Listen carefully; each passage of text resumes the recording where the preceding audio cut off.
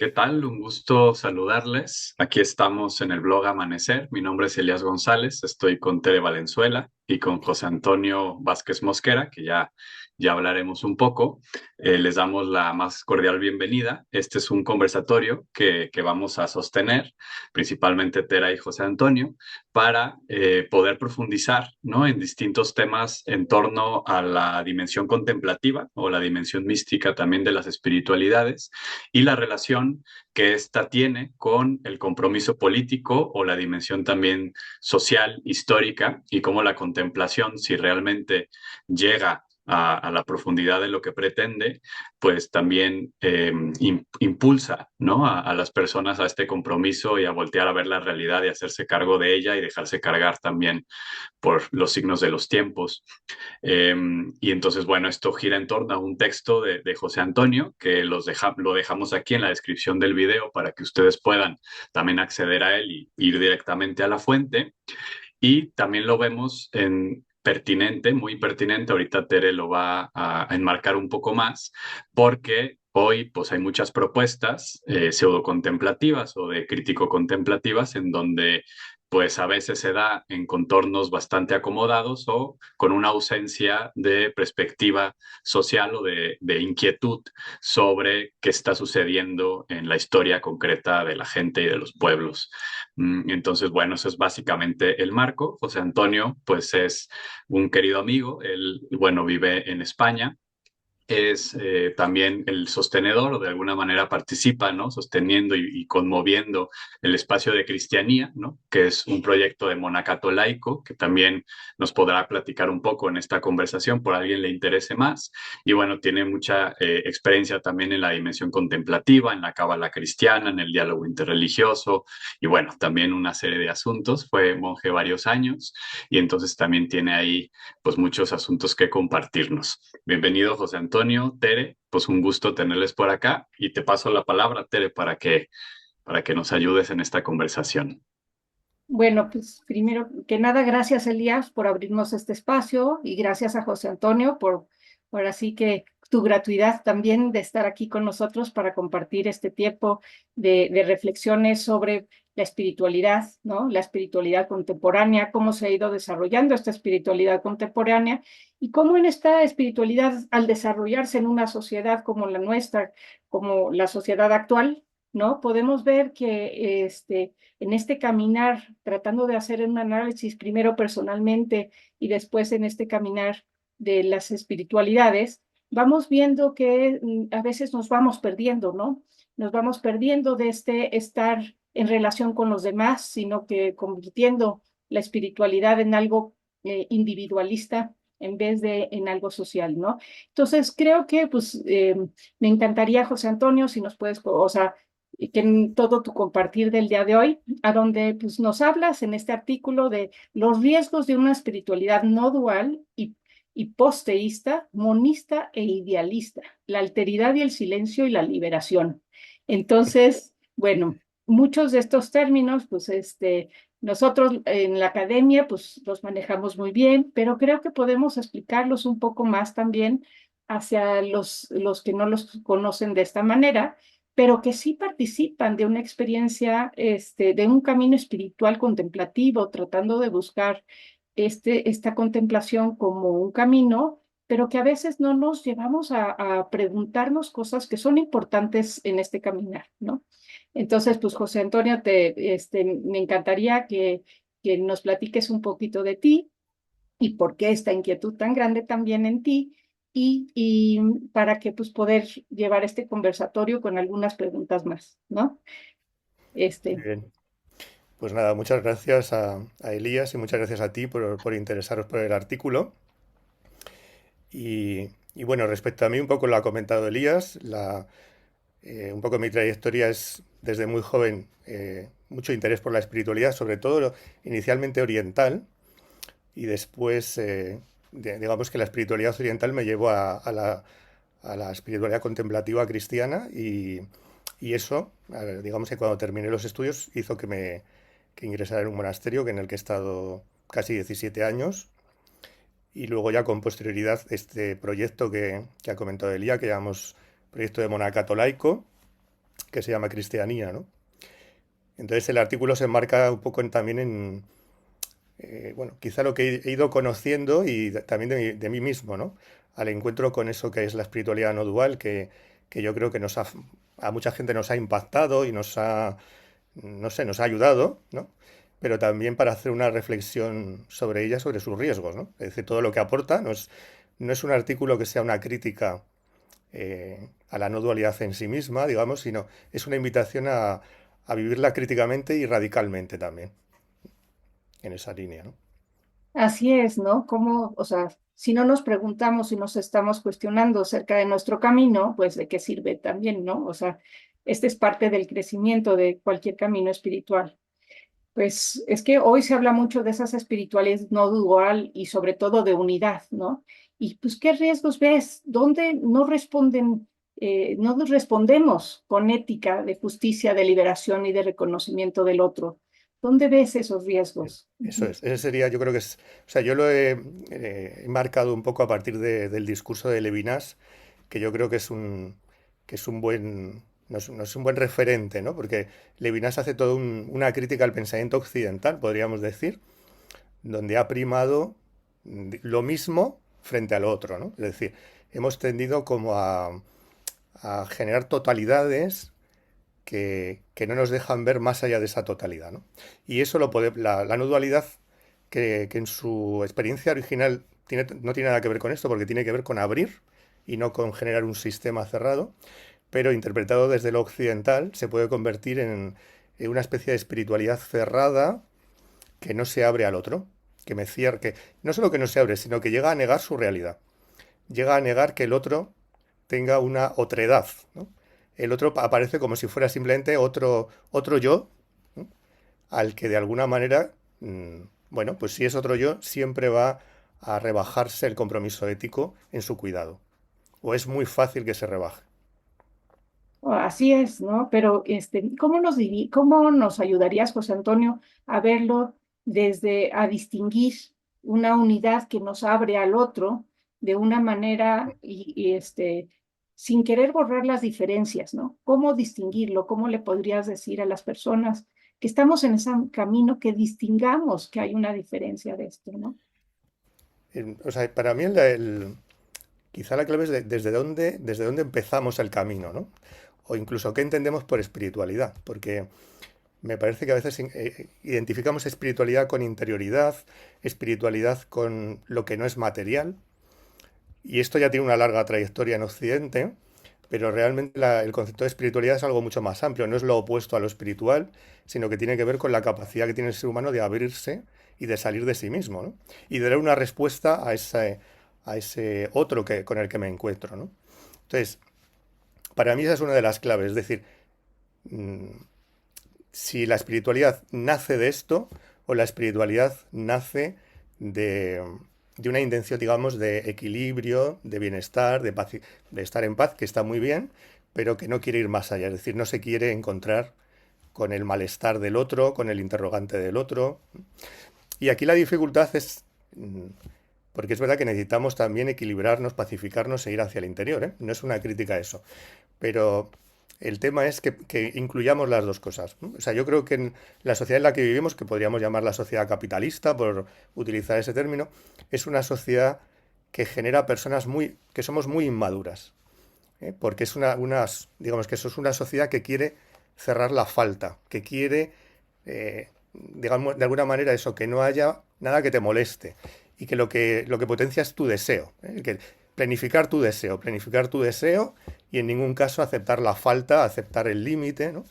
Entonces, en ese sentido, pues construye personalidades inmaduras porque esa es el psicoanálisis nos diría, esto es una personalidad inmadura, es decir, que niega la falta, que niega la vulnerabilidad, que no la acepta, ¿no? Entonces, un primer trabajo tiene que ver con eso, con volverse hacia adentro, con tomar contacto con un yo más profundo que ese yo superficial, y entonces sí que hay un primer trabajo, digamos, de construir el yo, ¿no? De construir el yo, y en eso la meditación creo que puede ayudar, y hoy en día la psicología, esto que llaman terapia de tercera generación, y en general casi todos los enfoques han incluido la meditación, mindfulness, como algo que ayuda a ese proceso de conectarse con ese centro más auténtico, más real, ¿no? que no es esa personalidad superficial, ¿no? que suele construir nuestra sociedad. Y luego, quizá el siguiente paso es este, ¿no? Desde ese centro a abrirme al otro, ¿no? Que ese centro no se quede cerrado en sí, sino que me abra al otro. Y eso es lo que a veces es el paso que nos cuesta. O yo observo que cuesta más en esta sociedad por lo que digo, porque es una sociedad donde el otro vulnerable no quiere ser visto, ¿eh? Es como algo que molesta, que es mejor, o incluso que es culpabilizado, ¿eh? Ahí, eh, en el fondo, decía Walter Benjamin, un filósofo, que en realidad el capitalismo es una religión. No es que haya nacido de la religión, como decía Max Weber, que nació de cierto tipo de puritanismo protestante, sino que en sí mismo es una religión. Y podríamos decir que es la religión de la retribución. Es decir, tú tienes lo que te has ganado, tú tienes lo que te mereces. Y entonces, el que no lo tiene es porque se merece no tenerlo. Y por tanto, la víctima es culpable. Y por eso, la espiritualidad no dual, metida en una estructura con esta lógica religiosa del capitalismo, se pone a su servicio y entonces viene a decir, bueno, el otro, pues la conciencia va evolucionando y ya llegará un momento donde esa injusticia se verá que tiene sentido o se salvará por sí misma, o solo hay que trabajar la mente y eso cambiará la materia, lo material, la estructura. Entonces son como una serie de falacias en las que el discurso hegemónico eh, puede devorar la no dualidad, ¿no? Sí, realmente es muy importante esto que nos compartes, ¿no? Porque parecería que nos olvidamos de los demás, que los invisibilizamos, que nos quedamos en nosotros mismos, que de alguna manera estamos cultivando nuestros egos, ¿no? Y que no estamos poniendo la mira también en nuestro falso yo, como diría Thomas Merton, ¿no? Porque la importancia de la interioridad, de este camino espiritual, pues es siempre poder ver cuál es nuestro falso yo, hacer un análisis sobre él, ¿no? Entonces, si no empezamos a ver qué es lo que nos estorba para ser realmente humanos, ¿no? Que la humanidad implica una participación con los demás, porque si no, no estamos siendo humanos, ¿no? Entonces, creo que pues es muy rico esto que nos compartes, ¿no?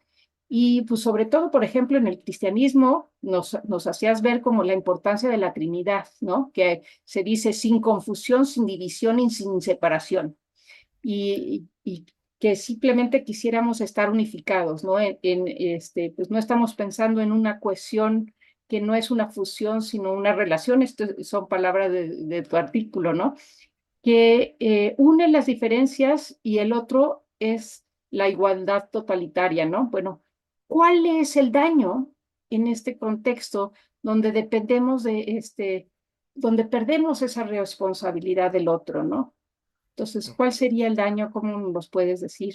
¿A dónde Sí, estamos neutralizando el rostro del otro y perdemos la dignidad de ver las injusticias? Esto me gustaría que sí, nos o sea, en la compartas. medida que el camino de la contemplación o de la meditación me sirve para anestesiar el dolor que supone el encuentro con el otro en su vulnerabilidad, es decir, si para mí es un camino para, de alguna manera, encontrar la paz interior y estar tranquilo, que ya digo que son objetivos legítimos y que pueden ser el comienzo del camino y en cierta manera es necesario, ¿eh?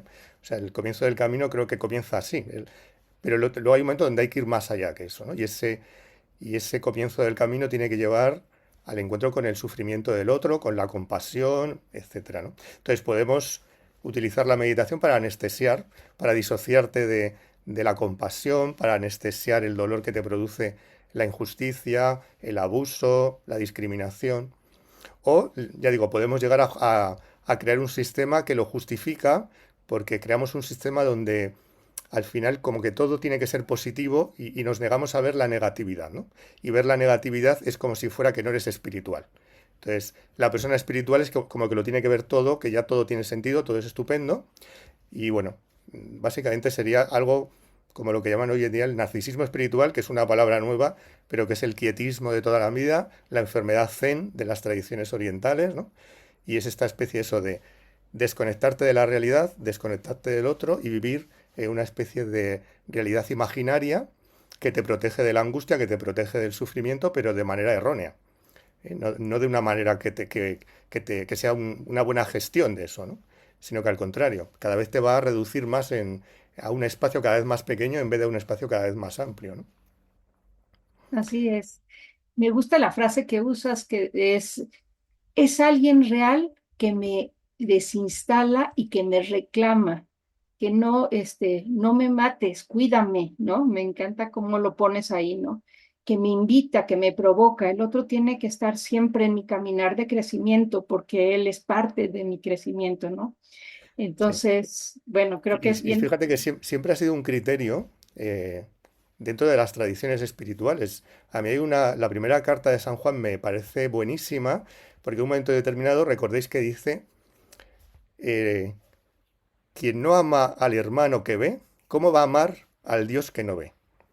¿No? Entonces, de alguna manera la experiencia, podríamos decir, de oración, de contemplación, que en el fondo es un desinstalarse, es un vaciarse, porque es también es una experiencia también ambigua, ¿eh? Y que también tiene que ser bien guiada, porque más que una experiencia de presencia, es una experiencia de vacío. Es decir, decía Simone Weil, más que orar a Dios, hay que esperar a Dios, ¿no? Y Thomas Merton decía 40 años o no sé cuántos en el monasterio y 2 o 3 experiencias. El resto es toda una espera. Pero esa espera es muy importante, ¿no? Porque es precisamente eso, el tolerar el vaciamiento, la kenosis, ¿no? Si la oración es una oración contemplativa, es una oración que nos va deshaciendo, ¿no? Vaciando, pero a la vez nos va haciendo descubrir que en ese vacío hay una presencia inobjetivable más presente que en cualquier presencia, ¿no? Y eso de manera natural nos va a llevar a los lugares donde Dios está ausente, es decir, la pobreza extrema, el dolor, y ahí han ido los místicos, porque si tu experiencia es todo de luz y de presencia, todo eso te va a repeler. Tú no quieres saber nada de eso, o te va a parecer que todo eso no tiene. Si la presencia es verdaderamente vaciadora, ¿no? Te lleva a descubrir en ese silencio de Dios, de los pobres, de la mayor presencia y a la vez la denuncia. O sea, es un silencio político. El silencio contemplativo es totalmente político. Es una denuncia de toda injusticia, de todo daño a la vida y de toda ausencia de cuidado a la vida.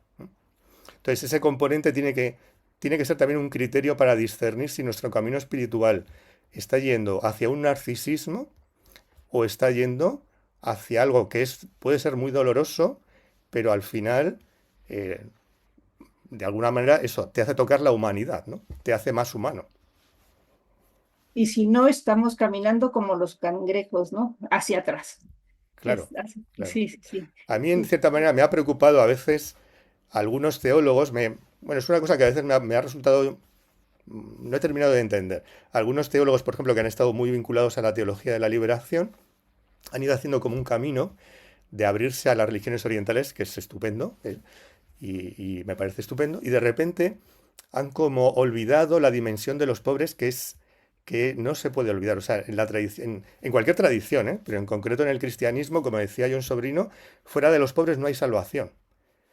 Más que fuera de la iglesia es fuera de los pobres. Es decir, si no hay ese descubrir el silencio de Dios que es denuncia en la pobreza, eso será otra cosa, pero no es el camino cristiano. Y me ha sorprendido que algunas personas que han ido caminando desde ahí, quizá porque les faltaba ese, bueno, esto es una hipótesis que hago yo, ¿no? Pero a veces me ha parecido que en cierta teología de la liberación ha faltado un trabajo espiritual y contemplativo profundo y se ha quedado en un trabajo político, que es el otro error, ¿no? Y necesitamos unir las dos cosas, o sea, una contemplación muy profunda, un trabajo psicológico también de construir al yo, porque ya os digo, yo lo que veo es que tenemos yos muy inmaduros, casi todos, en gran medida porque el sistema se basa en eso, ¿no? En generar sujetos de deseo que son útiles a la producción del capitalismo, ¿no? Y un sujeto de deseo es un niño, alguien que es incapaz de regular su deseo es un niño, ¿no? Y el primer trabajo es llevar a la persona al centro, ¿no? De alguna manera erotizar, por así decirlo, su interioridad más que el deseo de cosas externas y algo así, ¿no? Y luego, esto nos tiene que llevar al encuentro con ese otro, ¿no? Nos tiene que llevar a... Y sobre todo el encuentro con el otro va a ser el encuentro con el vulnerable, el encuentro con el roto. Eso es lo que más nos desinstala, ¿no? Sí. Me gusta que lo pones, que dices, el pobre como el que nos revela la injusticia de la totalidad, ¿no? Sí, a eso me refiero. O sea, la espiritualidad no dual, si es mal interpretada como un monismo que se dice en filosofía, es decir, como si lo no dual quisiera decir que todo es lo mismo o que todo es conciencia, un idealismo, corremos el riesgo de que no vemos lo que está fuera del sistema que nosotros hemos construido, ¿no? De esa totalidad. Mientras que la no dualidad creo que es más interesante interpretarla como lo hizo Abhisigyananda en Rilesó, este monje benedictino que es un poco el maestro, el místico y maestro de Raymond Panikkar, que después, siendo también él un místico, es sobre todo un filósofo, ¿no? Pero Abhisigyananda yo creo que ahí tiene una gran lucidez de descubrir, no, la no dualidad no es la unidad, no es que todo es uno, porque entonces diríamos unidad, y se dice no dualidad. Y él encuentra como el equivalente o la analogía con la idea de la Trinidad que decíamos antes, es decir, y la Trinidad no es una matemática celeste, el Padre, el Hijo, el Espíritu, no, es un símbolo que expresa una experiencia. Y la experiencia es, está en comunión, pero a la vez todo es plural. Y por lo tanto lo uno no devora la individualidad y las individualidades no son pluralidades desconectadas y fragmentadas, encerradas en sí mismas y en sus propios intereses, ¿no? Sino que se incluyen las dos dimensiones. Y en algo práctico sería, bueno, pues el camino espiritual incluye esa experiencia de contemplación que lleva a la paz, que lleva a la madurez humana y a la vez una experiencia de desinstalación que lleva al compromiso por cuidar a los demás, allí donde estemos, ¿no? Y en toda la radicalidad que se pueda, ¿no? Es decir, no solo los más cercanos, sino que hoy en día tenemos que tener una mirada global, ¿no? Sí, aquí en el artículo hablas de dos tipos de silencio, ¿no? Entonces, pues, ¿cómo reconocer en la vida cotidiana cuando ese silencio nos vuelve más atentos al otro y cuando nos vuelve indiferentes? Eso sería Sí. como O sea, importante, y ¿no? quizá la clave sería entender eso, que el silencio no es ausencia de palabras, aunque la ausencia de palabras es algo necesario para el silencio, ¿no? Pero el silencio, como ya tú misma muchas veces lo comentas, ¿no? Es escucha. Entonces esa es la diferencia. Si el silencio es escucha, y escucha es eso, apertura al otro y apertura a la alteridad, o el silencio es cerrarme en mi útero, ¿no? En mi experiencia oceánica de volver al útero materno, para, en el fondo, huir de la angustia, del malestar. Que ya digo, por supuesto que eso es legítimo, ¿no? Pero siempre que no sea para negar la realidad del sufrimiento, ¿no? O negar la realidad de la injusticia. Sí. Pues sí, Entonces, ahí eso es lo que estamos. tenemos que ver, ¿no? Que a dónde nos lleva ese silencio, sobre todo si nos lleva a la escucha, eso va a hacer también eso, que al final, como nos dice, o sea, lo dice Santa Teresa, cuando le preguntan las hermanas, bueno, ¿y cuál es como el signo de la etapa, digamos, ya final, ¿no? Y ella dice obras, obras, obras de amor.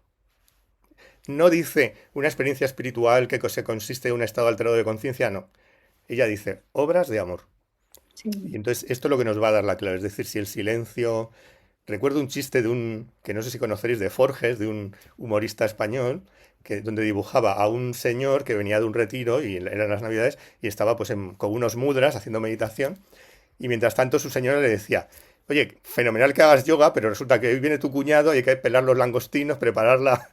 Entonces, si nuestro silencio nos hace eso, eh, nos molestan los demás, yo soy una persona muy espiritual y veo a los demás como gente muy, con un nivel muy inferior al mío. Todos esos son signos de que este silencio nos está haciendo daño, porque nos está alejando del otro, ¿no? Y nos está creando un ego espiritual, ¿no? ¿Qué es eso? Sí Yo soy es, más ¿no? espiritual, o yo soy más elevado, o yo he hecho más esfuerzo que los demás, o yo he tenido una experiencia, ¿no? A veces se absolutiza la subjetividad, ¿no? Y entonces yo he tenido esa experiencia y esa experiencia no puede ser confrontada por nadie, porque yo he tenido una experiencia. Y es, bueno, la experiencia tiene que ser siempre confrontada con los otros, ¿no? Con la vida, con. Sí, y ahí está la diferencia de si es fecundo o si es cómplice, ¿no? Como decías tú en tu Claro. artículo. Y hacías también otra cosa, que muchas veces se están dando experiencias espirituales en clases acomodadas, ¿no? Y pues de esto ya platicamos un poquito, pero aquí hay una crítica sobre todo en que nos hacemos cómodos a esta realidad, ¿no? Entonces, Mira, eso y es- sobre todo, o sea, lo pensé a partir de un poco de mi experiencia aquí entre los grupos que yo conozco de España, ¿no? Y es verdad que en España ha habido desde hace unos años una difusión a través de múltiples grupos, ¿no? Pero sí, yo he observado que a veces estos grupos se difunden sobre todo entre gente de una clase media alta y además tremendamente acrítica, es decir, que porque yo he dado formación a diferentes grupos y ves que es gente que tiene un desconocimiento político enorme, es decir, desconoce para el privilegio en el que vive, lo desconoce completamente. Y, eh, y la meditación pues les sirve para de alguna manera vivir cómodos en su privilegio, ¿no? Y eso me resulta bastante preocupante. Y eso sí que yo creo que es algo de los grupos, es decir, que los grupos tenemos que por supuesto, ayudar a la gente a ir a su centro, pacificarse y todo eso, pero también abrirse al grito de los vulnerables. Nosotros, por ejemplo, a veces yo últimamente en las meditaciones siempre comienzo leyendo. Nosotros leemos algunos textos que nos sirven un poco como de perfume para la meditación, o de koan, o de místicos, de místicas, pero yo ahora previamente comienzo con una parte del informe FOESA, que es la situación como está en España ahora mismo, la población migrante, los jóvenes, etcétera, para que nuestra oración se haga desde una conciencia de la situación real, ¿no? Que no sea un evadir. Entonces, de alguna manera, bueno, pues si viene un señor que es muy millonario, muy rico, va a escuchar que no todo el mundo es tan rico y quizá sería bueno preguntarse por qué yo soy tan rico y hay otra gente que no tiene nada y que muere, ¿no? Entonces, a veces eso lo echo de menos en estos grupos donde hay a veces una calidad de meditación estupenda, pero me falta una capacidad de toma de conciencia de esta realidad más allá de mi pequeño universo meditativo, ¿no? Así es, ¿no? Nos olvidamos y nos quedamos en nuestro mundito y bueno, esto es importante. Bueno, ya para terminar, José Antonio, y que también, me gustaría que nos digas qué es para ti la verdadera libertad que se vive en la espiritualidad, ¿no? O sea, ¿qué es la libertad para, que es un tema complejo y que es Bueno, profundo? yo la verdad no sé muy bien qué es la libertad, pero bueno, digamos que vamos a decir un poco lo que creo que nos puede servir, ¿no? Que la libertad no es tanto capacidad de elegir, ¿no? Como decimos siempre, la libertad, cuando hablamos de libertad, aunque eso es importante, ¿no? Que sería más bien esa libertad para, ¿no? Esa capacidad de ser lo que eres en profundidad, y eso que eres en profundidad es amor. Por eso la libertad y el amor son como dos caras de lo mismo. No puede haber amor sin libertad, es imposible, pero la libertad no es una libertad para hacer lo que me da la gana, no es una libertad del imaginario neoliberal, ¿no? Yo tengo derecho a hacer lo que quiera, gastar lo que quiera, todos los recursos del mundo, y eso es ser libre, ¿no? Eso es ser un esclavo, es ser esclavo totalmente de tu egocentrismo, de tu egoísmo, sino que la libertad es una libertad para, ¿no? Es una libertad para construir amor, para construir solidaridad, y lo otro es una esclavitud de tu egoísmo, ¿no? Entonces ahí es importante también eso, qué tipo de libertad, porque a veces hay discursos políticos que exaltan la libertad, pero en realidad están exaltando el privilegio de unos pocos, a las que ellos reclaman esa libertad, ¿no? Pero construida sobre la esclavitud de las mayorías, ¿no? Sí, Decían los anarquistas, que me parece que en toda mística hay un anarquismo espiritual, que eso es otro artículo que tengo por ahí, pero la tradición anarquista no podemos olvidarla nunca en los místicos y en los que nos gusta la mística y la contemplación, porque es de alguna manera el ideal político del místico, es el anarquismo, ¿no? Eh, Decían los anarquistas que mi libertad no termina con la tuya, sino que se prolonga en la tuya, de tal manera que si tú no eres libre, yo tampoco lo soy. Es decir, no puede haber un grupo de privilegiados que lo tienen todo y son libres y una mayoría esclava, porque allí somos esclavos todos. No hay libertad, ¿no? sí, no. Muchas gracias, José Antonio. No dejes de compartírnoslos, por favor, porque sí nos va a hacer falta también que nos acompañe con esto. Yo quería cerrar con una frase de Merton que dice, bueno, Merton siempre va, o sea, que para él el silencio es el centro de la experiencia espiritual, ¿no? Pero siempre con la antesala de la compasión activa y el compromiso con el otro. Si no hay esto, pues no lo hay, ¿no? Pero muchísimas gracias, José Antonio, y bueno, Pues nada, también no gracias sé, a ti. Elías, que si quisieras complementar algo, como muchísimas gracias. No, pues agradecerles a Tere, a José Antonio por esta riquísima conversación. A lo mejor solamente a modo de hincar más el diente en un tema puntual, porque me parece que una de las grandes aportaciones de esta conversación, porque si bien, digamos, esta tensión, ¿no?, que existe contemporáneamente en torno a estas espiritualidades acomodaticias o poco críticas, etcétera. Digamos, podríamos, y se ha abordado desde distintas secciones. Y me parece que una cuestión muy pertinente es esto de cómo se puede malinterpretar o interpretar de cierta manera el tema de la no dualidad, ¿no? Y lo fuiste de alguna manera comentando, José Antonio, pero quizás para quienes por primera vez escuchan, ¿no?, el concepto aquí en este video, pues me gustaría ver si pudieses como eso, como explicar un poco el concepto de no dualidad en un sentido, digamos así, como plano, y después, como y eso quizás ayuda a entender mejor cuál es su posible tergiversación o corrupción, y cuál podría ser justamente su potencia liberadora. Sí, o sea, la no dualidad, digamos que es un término que ha llegado a Occidente desde Oriente, sobre todo del hinduismo, ¿no? Y de una de las corrientes del hinduismo, que es el Vedanta Advaita, y que pretende, de alguna manera, expresar con unas determinadas categorías cuál sería como la naturaleza de la experiencia espiritual, de la experiencia mística, y la expresa con ese término de no dualidad, ¿no? La no dualidad, creo que la mejor manera de ponerle palabras es esto de decir, es la experiencia de unidad y pluralidad, ¿no? O de ser, de cuanto soy más yo mismo, más estoy en comunión con todo, y cuanto más estoy en comunión con todo, más soy yo mismo. De alguna manera es el misterio de estar unido a todo, a la vida, a los otros, a la naturaleza, a Dios, a mí mismo, y a la vez no perder la individualidad, la unicidad, la exterioridad a esa totalidad, ¿no? El unir esas dos cosas. Y esa sería como la manera como expresan la experiencia espiritual en el hinduismo, que después, en estos encuentros que Occidente y Oriente han ido teniendo, de alguna manera muchos autores han dicho, bueno, es la esencia de cualquier mística, no es solo la mística hindú o la mística del Vedanta Advaita, sino que en toda mística podemos encontrar que ese es el núcleo de la experiencia mística. Salir de la sensación de que somos seres separados, aislados, encerrados en nuestros intereses, para descubrir que somos a la vez algo único, pero totalmente en relación unos con otros, de tal manera que nada de lo humano nos puede ser ajeno, pero nada de lo cósmico tampoco, ni nada de lo divino tampoco.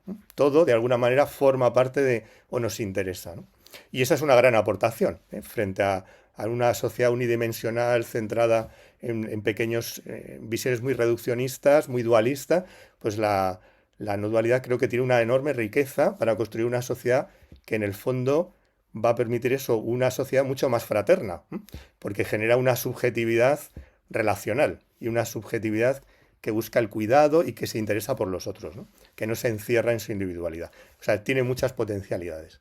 Peligro de esto, pues que muchas veces, al entenderse la no dualidad en Occidente, ha habido tendencia a traducirla por corrientes idealistas, es decir, bueno, y porque también en Oriente hay muchas veces una interpretación idealista, es decir, que viene a decir, la no dualidad lo que quiere decir es que todo es conciencia, que todo es como una especie de ilusión y solo existe una especie de conciencia. Con lo cual, ¿cuál es el riesgo de esta mentalidad? Pues que si todo es una ilusión, yo no voy a cuidar con el mismo cuidado algo que es una ilusión.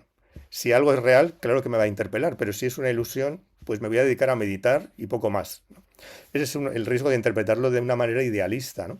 Y de una manera monista igual, es la misma. Es decir, si todo es una sola cosa, pues al final las cosas particulares, con sus particularidades, corremos el riesgo de no cuidarlas, ni prestarles atención, ni defenderlas, ¿no? Entonces, en ese sentido, la no dualidad bien entendida, y ya digo, yo iría creo que es más adecuado utilizar un lenguaje más existencialista, este símbolo de la Trinidad creo que es muy adecuado, creo que es mejor expresarlo así que con términos idealistas o monistas, que van a ponerse fácilmente al servicio de la dictadura, de todo tipo de totalitarismos, del que sea, del tipo que sea, ¿no? Totalitarismos de izquierda, de derecha, pero que al final una mentalidad que lo reduce todo al uno o que lo reduce todo a la conciencia, corre el riesgo de no cuidar lo real, lo material, es decir, lo que está más allá de la conciencia, como si no existiera, ¿no? O corre el riesgo de no respetar las minorías, las diversidades, etcétera. Entonces ese es el riesgo de una no dualidad interpretada de manera idealista o monista, ¿no?